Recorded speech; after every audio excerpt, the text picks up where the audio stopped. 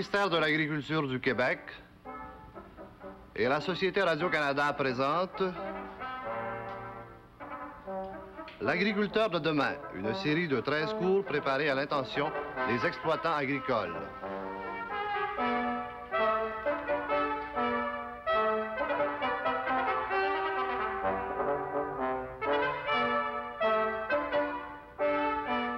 C'est donc aujourd'hui que débute cette série de cours destinée aux agriculteurs du Québec. C'est donc dire qu'à tous les mardis, mercredis et vendredis, nous allons vous revenir à tous les matins à cette même heure pour traiter d'un sujet qui est particulièrement important pour vous, agriculteurs.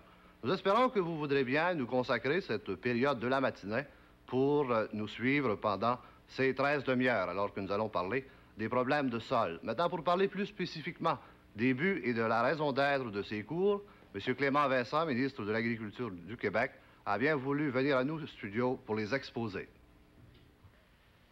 L'agriculteur de demain devra être un homme d'affaires doublé d'un professionnel. Il exigera donc un revenu égal à celui des autres classes de travailleurs qui doivent fournir une somme égale de travail tout en ayant à risquer des investissements aussi considérables. Mais demain, c'est aujourd'hui, et non pas dans 5 ans, 10 ans ou 20 ans. De là l'importance qu'il faut attacher dès maintenant à la rentabilité des exploitations agricoles. Cette rentabilité repose sur plusieurs facteurs, dont un certain nombre ne peuvent être ni contrôlés, ni même influencés par l'agriculteur. Mentionnons comme exemple la température, ou encore la mise en marché et la commercialisation des produits de la ferme, qui est soumise aux règles que lui impose la collectivité, et enfin quelques autres facteurs qui relèvent exclusivement de l'État.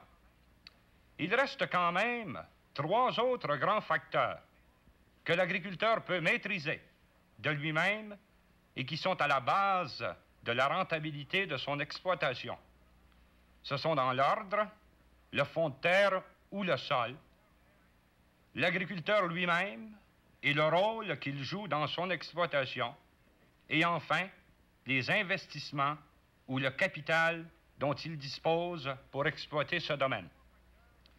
Ces 3 facteurs seront dans l'ordre les sujets des séries de cours prévues pour les années 1967 et éventuellement 1968 et 1969. L'agriculteur ne saurait trop attacher d'importance à la connaissance exacte de son sol et à son exploitation rationnelle. Il est grandement question, actuellement, de consolidation de terre, mais cette consolidation sera sans succès si l'on se contente d'agrandir la superficie de sa terre en achetant celle de ses voisins. Il faut avant tout agrandir sa terre en dedans des clôtures, c'est-à-dire exploiter le sol que l'on possède déjà à sa pleine capacité. Une fois cette étape franchie, l'on pourra songer à augmenter l'ancrage de nos terres. J'invite donc tous les agriculteurs à suivre ces cours télévisés qui ont été conçus par des spécialistes en fonction de nos agriculteurs de 1967. J'invite également les épouses des agriculteurs, car elles peuvent et doivent jouer un grand rôle dans la gestion de la ferme, à suivre ces cours.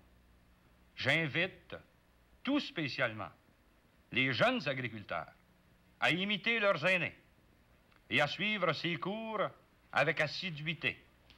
Ce sont eux les agriculteurs de demain.